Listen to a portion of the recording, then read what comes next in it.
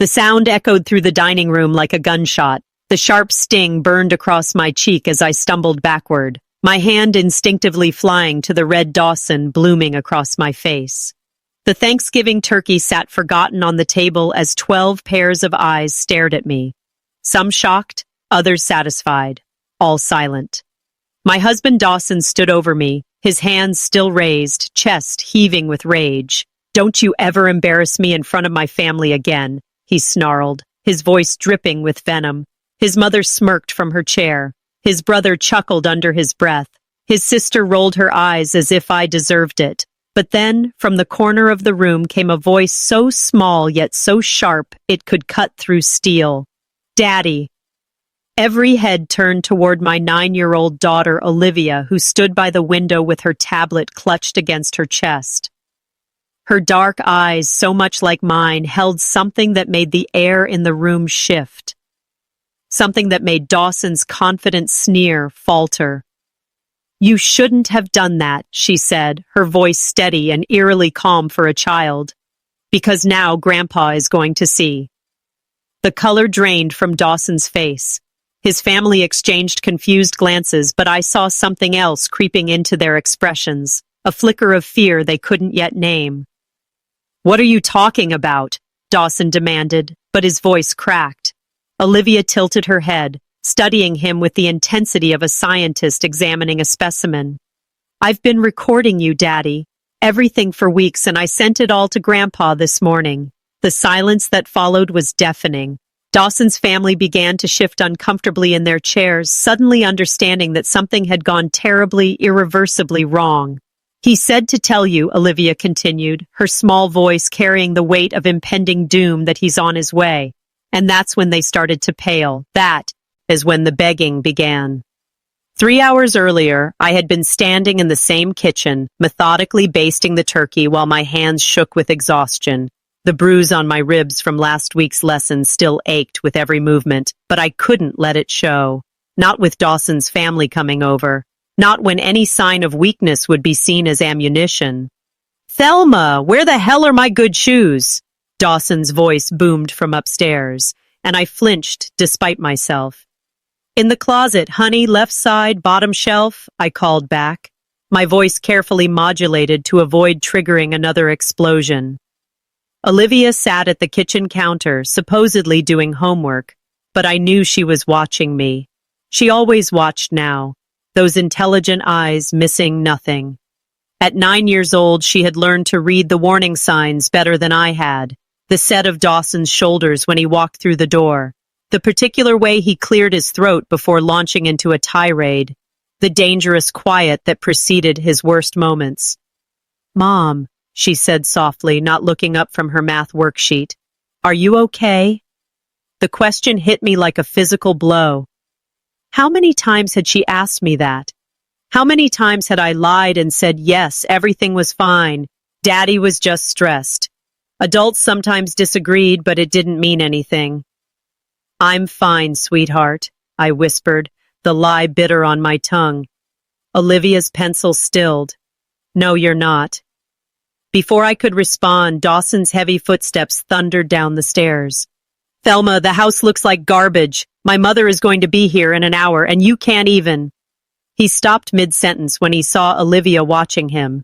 For a brief moment, something that might have been shame flickered across his features, but it was gone so quickly I might have imagined it. "Olivia, go to your room," he said tersely. "But Dad, I'm doing homework like you." "Yeah." Olivia gathered her books slowly, deliberately. As she passed by me, she squeezed my hand, a tiny gesture of solidarity that nearly broke my heart. At the kitchen doorway, she paused and looked back. At Dawson. "Be nice to Mom," she said simply. Dawson's jaw tightened. "Excuse me, she's been cooking all day even though she's tired. So just be nice." The audacity of a 9-year-old standing up to her father left Dawson momentarily speechless. But I saw the dangerous flash in his eyes, the way his hands clenched into fists. "Olivia, go," I said quickly, trying to defuse the situation. She nodded and disappeared upstairs, but not before I caught the determined set of her jaw, So much like my father's when he was preparing for battle. That kid is getting too mouthy, Dawson muttered, turning his attention back to me. You're raising her to be disrespectful. She's just protective, I said carefully. She doesn't like seeing. Seeing what? His voice dropped to that dangerous whisper that made my blood run cold. Are you telling her stories about us, Thelma?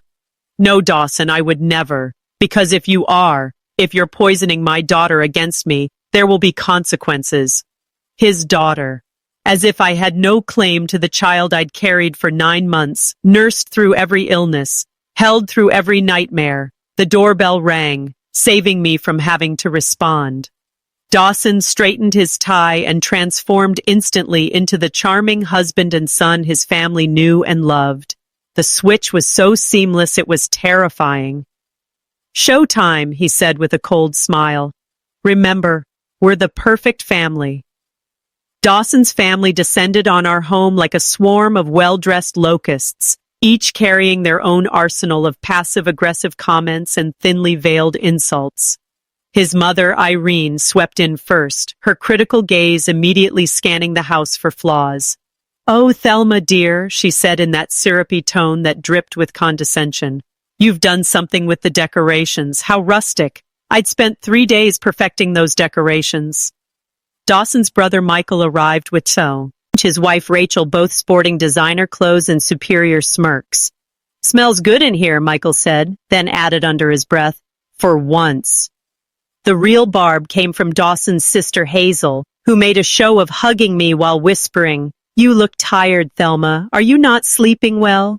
Dawson always says, "Stressed wives age faster." I forced a smile and nodded, playing my role in this twisted theater. But I noticed Olivia standing in the doorway, her tablet in her hands, those sharp eyes cataloging every slight, every cruel comment.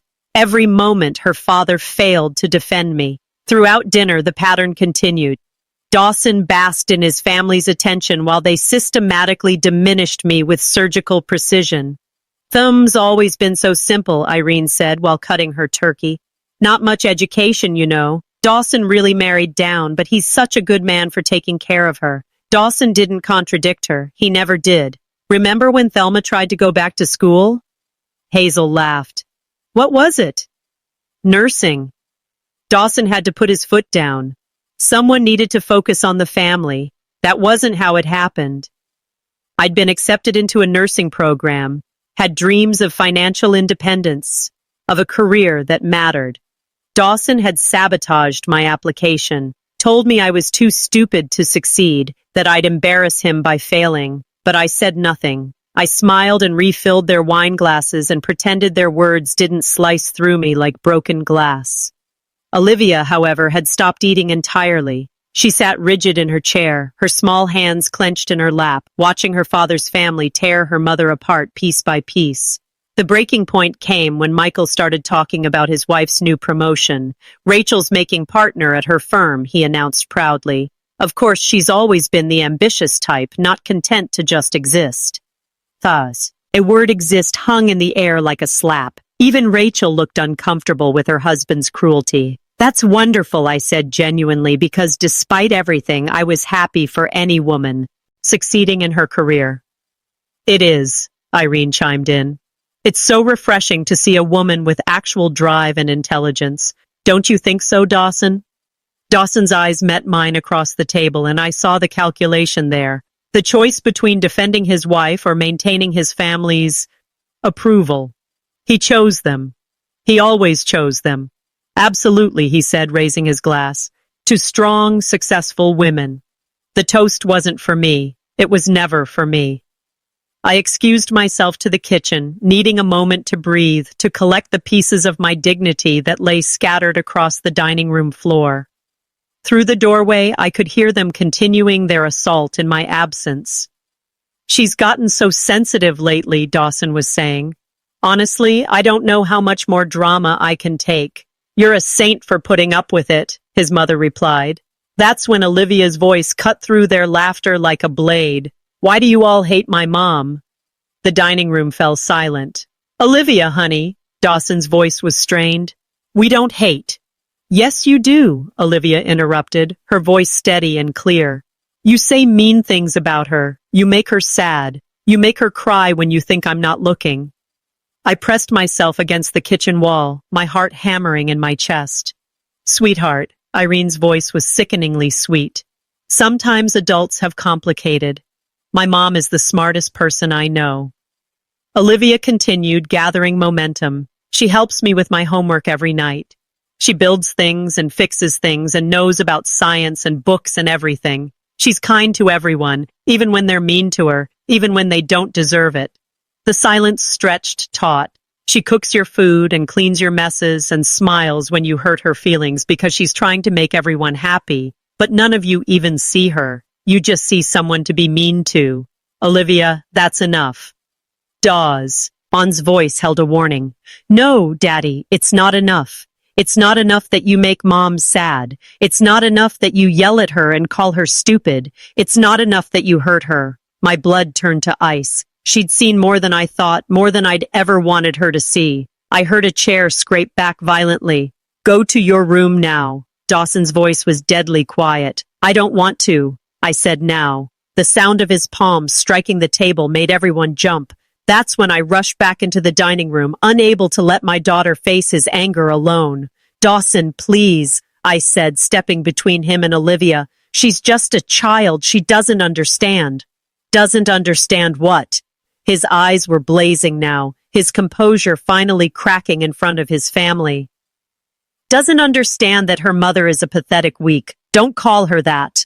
Olivia's voice rose, fierce and protective. Don't you dare call my mom names. I'll call her whatever I want. Dawson roared, advancing on both of us. This is my house, my family, and you'll what? I found myself saying my own breaking point finally reached.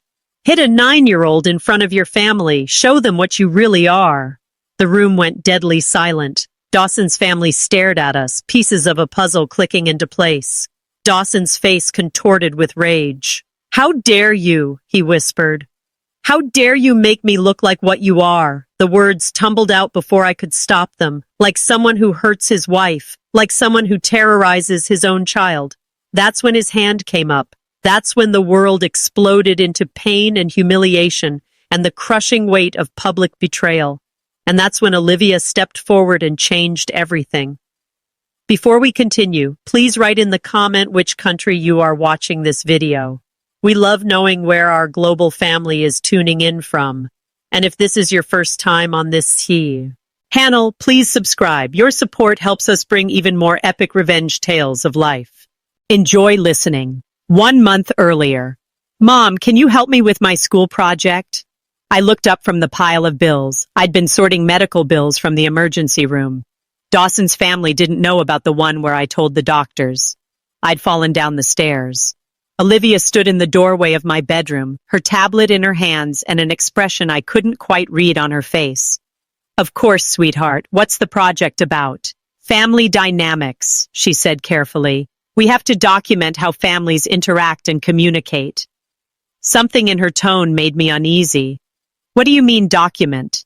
Take videos, record conversations, show examples of how family members treat each other. Her eyes met mine, dark and serious. Mrs. Harper says it's important to understand what healthy families look like versus other kinds. My heart clenched. Olivia's teacher had always been perceptive, always asked the right questions when Olivia came to school with shadows under her eyes or flinched when adults raised their voices. Olivia, I began carefully, you know that some things that happen in families are private, right? Not everything needs to be shared or recorded.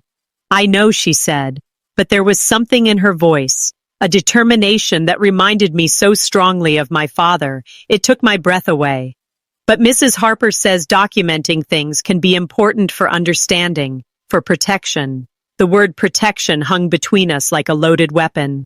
That night, after Dawson had screamed at me for buying the wrong brand of coffee and slammed the bedroom door so hard it shook the house, Olivia appeared in my doorway. Mom, she whispered, are you okay? I was sitting on my bed holding an ice pack to my shoulder where he'd grabbed me, leaving finger-shaped bruises that would be hidden under long sleeves tomorrow. I'm fine, baby, I lied automatically.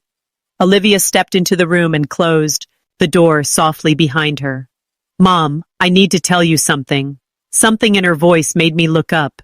She seemed older suddenly, carrying a weight no child should bear. "I've been thinking," she said, climbing onto the bed beside me, "about my project, about families." "Olivia, I know Daddy hurts you," she said quietly, the words falling between us like stones into still water. "I know you pretend he doesn't, but I know." My throat closed. "Sweetheart, sometimes adults." Mrs. Harper showed us a video. Olivia interrupted about families where people get hurt. She said if we ever see anything like that, we should tell someone who can help. "Olivia, you can't." "I've been recording, Mom." The words hit me like a physical blow. "What?" Olivia's small hands trembled as she held up her tablet. "I've been recording him when he's mean to you, when he yells, and when he hurts you. I have videos, Mom, lots of them." Horror and hope poured in my chest. "Olivia, you can't if your father finds out." "He won't," she said with frightening certainty. "I'm careful. I'm really, really careful." She opened her tablet and showed me a folder labeled Family Project. Inside were dozens of video files, each one time-stamped and dated. "Olivia, this is dangerous. If he catches you—" "Mom," she said, her small hand covering mine, "I won't let him hurt you anymore. I have a plan." The look in her eyes, ancient and determined and absolutely fearless, chilled me to the bone. "What kind of plan?" Olivia was quiet for a long moment, her fingers tracing patterns on the bedspread. "Grandpa always said that bullies only understand one thing." My father, of course. Olivia adored my father, called him every week, listened with rapt attention to his stories about leadership and courage and standing up for what's right. He was a colonel in the army, a man who commanded respect and had never backed down from a fight. Baked in his life. "Olivia, you can't involve Grandpa. This is between your father and me." "No, it's not," she said firmly. "It's about our family, our real family, and Grandpa always says family protects family." Over the next month, I watched my 9-year-old daughter become someone I barely recognized. She was still sweet, still my baby, but there was a steel in her spine that hadn't been there before. She moved through the house like a tiny soldier on a mission, documenting every cruel word, every raised hand, every moment Dawson showed his true nature. She was careful, devastatingly careful. The tablet was always positioned innocuously, propped against books or hidden behind picture frames. She never filmed for long, just captured the worst moments and then stopped. Dawson never suspected that his own daughter was building a case against him. Peace by damning peace. I tried to stop her twice. The first time she simply said, "Mom, someone has to protect us." The second time she showed me a video of Dawson shoving me into the refrigerator so hard it left a dent in the door. "Look at yourself," she said quietly. "Look how small you make yourself. Look how scared you are." In the video, I was indeed cowering, trying to make myself invisible as Dawson towered over me, his face twisted with rage over something trivial. I'd forgotten to buy his specific brand of beer. "This isn't love, Mom," Olivia said with heartbreaking wisdom. "Love doesn't look like this." 2 weeks before Thanksgiving, Olivia made her first call to Grandpa. I only found out because I walked into her room to say goodnight and heard her small voice through the door. "Grandpa, what would you do if someone was hurting Mom?" My blood froze. I pressed my ear to the door, holding my breath. "What do you mean, sweetheart?" My father's voice was gentle but alert, the way it got when he sensed trouble. "Just hypothetically. Someone was being mean to her. Really mean. What would you do?" There was a long pause. "Olivia, is your mom okay? Is someone bothering her?" "It's just a question, Grandpa. For my school project." "Tea?" Another pause. "Well, hypothetically, anyone who hurt your mother would have to answer to me. You know that, right? Your mom is my daughter and I will always protect her. Always. Even if it was someone in our family." Especially then, my father's voice was steel. "Family doesn't hurt family. Real family protects each other." "Okay," Olivia said, and I could hear the satisfaction in her voice. That's what I thought. The next morning, Olivia showed me a text message on her tablet. She'd sent my father a simple note, starting to worry about Mom. "Can you help?" His response was immediate. Always. Call me anytime. I love you both. He's ready, Olivia said simply. Ready for what? Olivia looked at me with those ancient eyes. To save us. The morning of Thanksgiving, Olivia was unusually calm. While I rushed around making last-minute preparations, she sat at the breakfast table, methodically eating her cereal and watching Dawson with an intensity that should have been disturbing in a child. Dawson was already on edge. His family's visits always brought out the worst in him. The need to appear in control, the pressure to maintain his image as the successful patriarch. He'd already snapped at me 3 times before 9 a.m., once for using the wrong serving spoons, and twice for breathing too loudly. Remember, he said, straightening his tie in the hallway mirror. Today, we are the perfect family. Loving husband, devoted wife, well-behaved child. Can you manage that, Thelma? Yes, I whispered. And you? He turned to Olivia. No more of that attitude you've been showing lately. Children should be seen and not heard when the adults are talking. Olivia nodded solemnly. I understand, Daddy. Something about her easy compliance should have warned him, but Dawson was too focused on his own performance to notice the calculating look in his daughter's eyes. His family arrived in waves, each member bringing their own special brand of toxicity. They settled into our living room like they owned it, immediately beginning their ritual of subtle humiliation. Thelma, dear, Irene said, accepting a glass of wine. You really should do something about these gray roots. Dawson works so hard to provide. The least you could do is take care of yourself. Dawson laughed. Actually laughed. Mom's right. I keep telling her she's letting herself go. I felt the familiar burn of shame, but when I glanced at Olivia, I saw her small fingers moving across her tablet screen. I'm sure she was recording. The afternoon continued in much the same vein. Every time I entered a room, the conversation would shift to subtle digs about my appearance, my intelligence, my worth as a wife and mother. And every time Dawson either joined in or remained silent, his complicity more devastating than outright cruelty. But Olivia was documenting it all. During dinner, as Dawson carved the turkey with theatrical precision, his family launched into their most vicious attack yet. You know, Michael said, Rachel and I were just saying how lucky Dawson is that you're so accommodating, Thelma. Some wives would make a fuss about, well, everything. What do you mean? I asked, though I knew I shouldn't have. Hazel giggled. Oh, come on. The way you just take everything. Never fight back.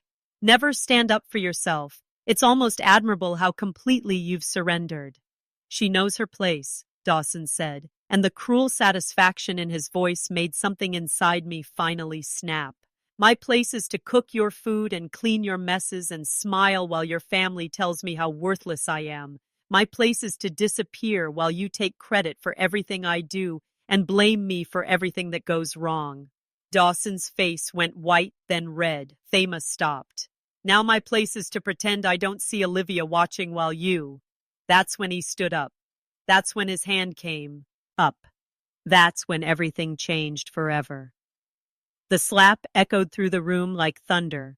Time seemed to slow as I stumbled backward, my cheek burning, my vision blurring with tears of pain and shock. But it wasn't the physical pain that destroyed me. It was the look of satisfaction on his family's faces, the way they nodded as if I'd finally gotten what I deserved. Dawson stood over me, breathing hard, his hands still raised. Don't you ever embarrass me in front of my family again, he snarled. The dining room was silent except for the sound of my ragged breathing and the tick of the grandfather clock in the corner. 12 pairs of eyes stared at me, some shocked, others satisfied, all waiting to see what would happen next. That's when Olivia stepped forward. Daddy. Her voice was so calm, so controlled that it sent chills down my spine. Dawson turned toward her, his anger still blazing, ready to unleash his fury on anyone who dared challenge him. What? He snapped. Olivia stood by the window, her tablet clutched against her chest like a shield. Her dark eyes, my eyes, were fixed on her father with an intensity that made the air in the room shift. You shouldn't have done that, she said, her voice steady and eerily calm for a child. Dawson's anger faltered for just a moment, confusion flickering across his features. What are you talking about? Olivia tilted her head, studying him with a cold assessment of a predator sizing up its prey. Because now Grandpa is going to see the change in the room was immediate and electric. Dawson's confident posture crumbled. His family exchanged confused glances, but I saw something else creeping into their expressions, a flicker of fear they couldn't yet name. "What are you talking about?" Dawson demanded, but his voice cracked on the last word. Olivia held up her tablet, the screen glowing in the dim dining room light. "I've been recording. Gee, you, Daddy. Everything for weeks." Irene gasped. Michael choked on his wine. Hazel's fork clattered to her plate, but Olivia wasn't finished. "I recorded you calling Mom stupid. I recorded you shoving her. I recorded you throwing the remote at her head. I recorded you making her cry." Her voice never wavered, never lost that terrifying calm. "And I sent it all to Grandpa this morning." Dawson's face went through a series of colors, red to white to gray, as the implications hit him. My father wasn't just Olivia's beloved grandfather. He was Colonel Richard Mitchell, a decorated military officer with connections throughout the base, the community, and the legal system. "You little," Dawson started toward Olivia, his hand raised. "You wouldn't," Olivia said, not moving an inch. "Because Grandpa said to tell you something." Dawson froze mid-step. "He said to tell you that he's reviewed all the evidence. He said to tell you that real men don't hurt women and children. He said to tell you that bullies who hide behind closed doors are cowards." The tablet timed with an incoming message. Olivia glanced at the screen and smiled, a smile that was all teeth and no warmth. "And he said to tell you," she continued, her voice dropping to a whisper that somehow carried more menace than any shout, "that he's on his way." The effect was immediate and devastating. Dawson's family began talking at once, voices overlapping in panic. "Dawson, what is she talking about? You said they were just arguments. If there are videos, if the Colonel sees, we can't be associated with." Dawson held up his hands, trying to regain control, but the damage was done. The mask had slipped and his family was seeing him clearly for the first time. "It's not what it sounds like," he said desperately. "Olivia's just a kid. She doesn't understand." "I understand that you hit my mom," Olivia said, her voice cutting through his excuses like a knife. "I understand that you scare her. I understand that you make her feel small and worthless because it makes you feel big and important." She paused, looking around the room at Dawson's family. "I withering disdain. And I understand that all of you knew and didn't care because it was easier to pretend Mom was the problem." Irene's face had gone ashen. "Olivia, surely you don't think we would support. You called her stupid. You called her worthless. You said Daddy married down. You said she was lucky he put up with her." Olivia's voice was relentless, cataloging every cruelty with perfect recall. "You made her smaller every time he came here. You helped him break her." The silence that followed was deafening. Dawson was staring at his daughter as if seeing her for the first time, and what he saw clearly terrified him. This wasn't the quiet, obedient child he thought he knew. This was someone who had been watching, learning, planning. "How long?" he whispered. "How long? What, Daddy? How long have you been recording me?" Olivia consulted her tablet with clinical precision. 43 days, 17 hours, and 36 minutes of footage, audio recordings of another 28 incidents. The numbers hit the room like physical blows. Dawson's brother Michael was openly staring, his mouth hanging open. His wife Rachel had tears in her eyes. "Jesus, Dawson," Michael breathed. "What have you done?" "I haven't done anything." Dawson exploded, his composure finally shattering completely. "She's lying. She's a manipulative little." Olivia calmly turned her tablet around, showing the screen to the room. On it, clear as day, was a video of Dawson grabbing me by the throat and slamming me against the kitchen wall while screaming about dinner being 5 minutes late. "This was Tuesday," Olivia said conversationally. "Would you like to see Wednesday or maybe Thursday when you threw the coffee mug at Mom's head?" Dawson lunged for the tablet, but Olivia was ready. She darted behind my chair, her finger hovering over the screen. "I wouldn't," she said calmly. "This is all backed up. Cloud storage. Grandpa's phone, Mrs. Harper's, email. The police station's tip line. Dawson froze. The police. Grandpa insisted, Olivia said matter-of-factly. He said documentation is important for when bad people need consequences. That's when we heard it. The rumble of engines in the driveway, car doors slamming, heavy footsteps on the front porch. Olivia smiled. He's here. The front door didn't just open. It erupted inward as if blown apart by the force of righteous fury itself. My father filled the doorway like an avenging angel, his military bearing unmistakable even in civilian clothes.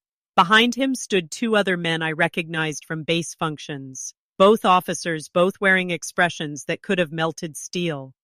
The dining room fell silent except for the sound of Irene's wine glass shattering on the floor. Colonel Richard Mitchell surveyed the room with the cold efficiency of a man who had commanded troops through war zones. His eyes took in everything. My red cheek, Dawson's guilty posture, his family-stricken faces, and Olivia standing protectively beside me with her tablet still clutched in her hands. Colonel Mitchell, Dawson stammered, his bravado evaporating like smoke. This is unexpected. We weren't. Sit down, my father said quietly. The command carried such authority that Dawson actually took a step backward, but he didn't sit. Sir, I think there's been some misunderstanding. I said, sit down. This time, Dawson's knees buckled and he collapsed into his chair. His family remained frozen, afraid to move or speak. My father stepped into the room, his companions flanking him like honor guards. Olivia, he said gently, his voice transforming completely when he addressed his granddaughter. Are you all right? Yes, Grandpa, she said, running to him. He scooped her up in one arm while keeping his lethal gaze fixed on Dawson. And your mother? Olivia's eyes flicked to my burning cheek. She's hurt, Grandpa, again. The temperature in the room seemed to drop 10 degrees. My father set Olivia down carefully and approached me, his trained eyes cataloging every visible injury with cal precision. When he gently touched my cheek, examining the handprint Dawson had left there, his jaw clenched so tight I heard his teeth grind. How long? He asked quietly. Dad, how long, Thelma? I couldn't lie to him. Not with Olivia watching, not with the evidence displayed so clearly on my face. 3 years. The words hung in the air like an execution sentence. My father turned slowly to face Dawson, and I had never seen him look more dangerous. Not in combat photos, not in his most intimidating military portraits. Nothing compared to the controlled fury radiating from him now. 3 years, he repeated, his voice conversational. 3 years you've been putting your hands on my daughter. Sir, it's not what you think, Dawson began. 3 years you've been terrorizing my granddaughter. I never touched Olivia. I would never. You think because you didn't hit her, you didn't hurt her? My father's voice rose slightly and Dawson actually whimpered. You think a child can watch her mother being abused and not be damaged? You think what you've done to this family isn't a crime against that little girl? Dawson's mother finally found her voice. Colonel Mitchell, surely we can discuss the civilized adults. My father's gaze shifted to her and she immediately fell silent. Mrs. Dawson, he said politely, your son has been physically and emotionally abusing my daughter while you sat in this very room and called her worthless. Your entire family has enabled and encouraged his behavior. You are complicit in every bruise, every tear, every night my granddaughter went to bed afraid. Irene's face crumpled. We didn't know. You knew, Olivia said quietly from beside me. When you just didn't care because it wasn't happening to you. One of my father's companions, a man I recognized as Major Reynolds, stepped forward and placed a tablet on the dining table. We've reviewed all the evidence, he says. Aid formally. Video documentation of domestic violence, audio recordings of threats and verbal abuse, photographic evidence of injuries, medical records showing repeated accidents. Dawson's face had gone completely white. Those are private medical records. You can't. Your wife signed releases for everything. Major Reynolds continued calmly, retroactively dating back 3 years. She has the right to share her own medical information, especially when it documents crimes against her. Crimes. Dawson's voice cracked. My father stepped closer to Dawson's chair, his presence overwhelming. Assault and battery. Domestic violence, terroristic threatening, harassment, intimidation of witnesses. Witnesses. Dawson looked confused. Your daughter, your wife, anyone who saw the bruises and injuries you caused? My father's voice was clinical now, methodical. Olivia's teacher reported her concerns to Child Protective Services last month. There's already an open file. The room was spinning. I had no idea Olivia's teacher had taken it that far. Had no idea there were official records, formal complaints. The question, my father continued, is what happens next? Dawson's family was exchanging panicked glances, finally understanding the magnitude of the situation they'd helped create. What do you want? Dawson whispered, and the desperation in his voice was almost pathetic. My father smiled, but there was no warmth in it. What I want is to take you outside and show you exactly what it feels like to be helpless and afraid. What I want is to make you understand the terror you've put my family through. Dawson shrank deeper into his chair. But what I'm going to do, my father continued, is let the law handle you. Because unlike you, I believe in justice, not revenge. He nodded to his other companion, who I now recognized as Captain Torres from the base legal office. She stepped forward with a folder in her hands. Mr. Dawson, she said formally, I'm here to serve you with a temporary restraining order. You are ordered to have no contact with your wife or daughter. You are, or dared to vacate this residence immediately. This is my house. Dawson exploded, desperation making him stupid. Actually, Captain Torres consulted her papers. The house is in both your names, but given the circumstances and the evidence of domestic violence, your wife has been granted temporary, exclusive occupancy. Dawson turned to his family looking for support, but found only horrified faces turned away from him. Mom, he pleaded, you can't believe. I've seen the videos, Dawson, Irene said quietly, tears streaming down her face.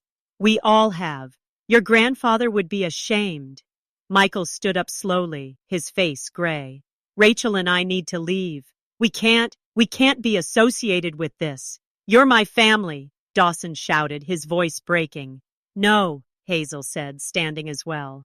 Family doesn't do what you've done. Family protects each other.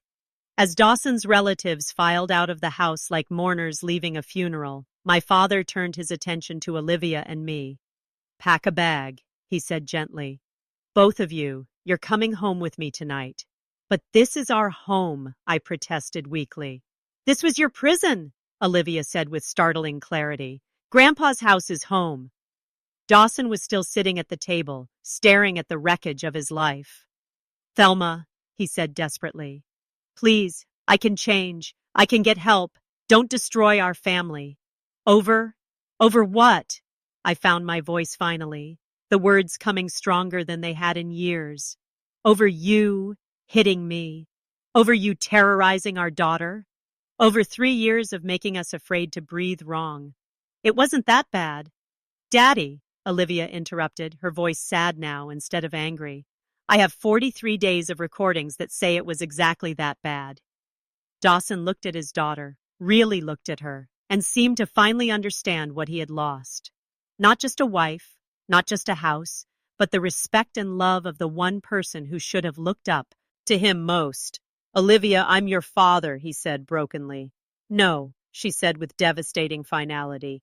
Fathers protect their families. Fathers make their children feel safe. You're just the man who used to live here.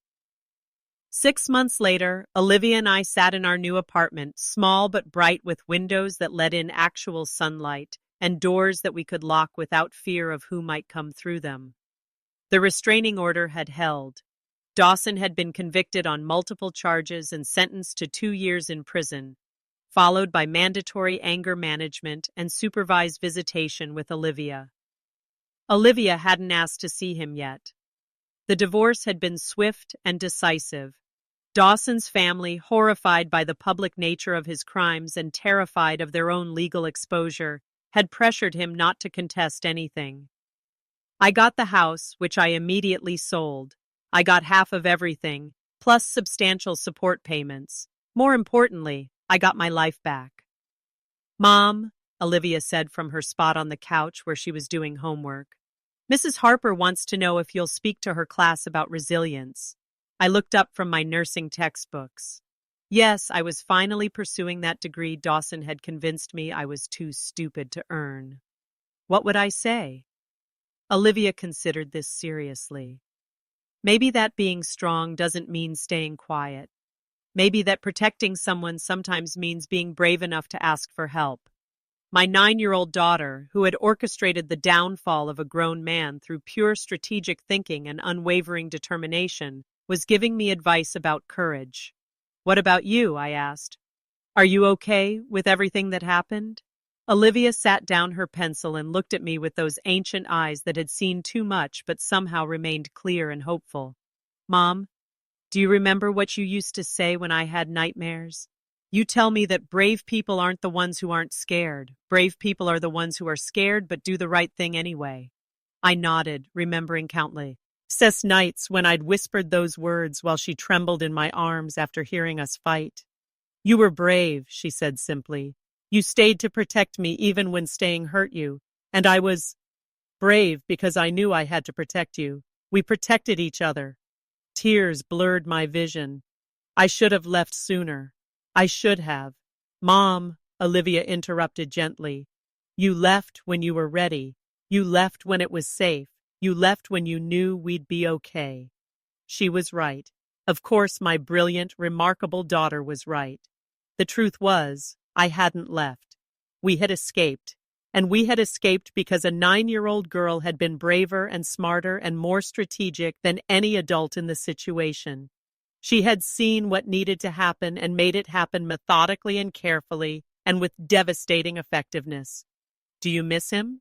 I asked quietly. Your father? Olivia was quiet for a long moment, but I don't miss being afraid all the time. I don't miss watching you get smaller and sadder every day. I don't miss him at all.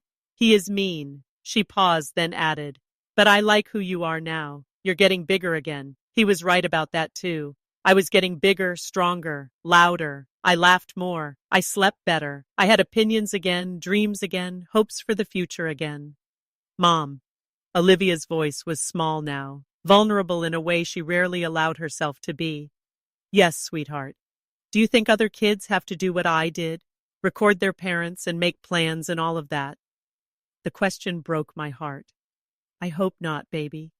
I really hope not. But if they do, she said, her voice growing stronger, I want them to know they can, that they're not tattling or being bad, that sometimes kids have to save their families because the adults can't. I set aside my textbooks and pulled her into my arms, this child who had saved us both. 3 years later, Olivia is now 12. I still have all the videos. Mom thinks I deleted them after the trial, but I didn't. They're stored in 3 different places now, encrypted and password protected. Mrs. Harper, who's now Principal Harper, taught me about digital security and evidence preservation. She says, I have good instincts for justice. Mom graduated nursing school last year. She works in the emergency room now, helping other people who come in with accidents and falls. She's good at seeing the signs, good at asking the right questions, good at helping people find their courage. She tells them about a little girl who saved her family with an iPad and a lot of patience. Grandpa says, I have the makings of a good soldier. He's teaching me about leadership and strategy and standing up for people who can't stand up for themselves. Dawson, I don't call him Dad anymore, and he knows better than to ask me to. Gets out of prison next year. He writes me letters sometimes asking for forgiveness, asking for a chance to be a father again. I don't write back. Mom says I might change my mind when I'm older, when I have more perspective. Maybe she's right, but right now I remember everything. I remember being 9 years old and watching my mother shrink a little more each day. I remember making a choice to save us both. And I remember that bullies only understand consequences. He had 3 years to learn what consequences feel like. Whether that's enough time for him to become a better person, well, that's up to him, but he'll never get the chance to hurt us again. I made sure of that. Sometimes at school, kids ask me about what happened. The story made the local news for a while. 9-year-old documents father's abuse leads to conviction. Most kids think it's cool that I helped catch a bad guy. Some kids ask me if I feel bad about getting my dad in trouble. I tell them I didn't get him in trouble. He got himself in trouble by making bad choices. I just made sure those choices had consequences.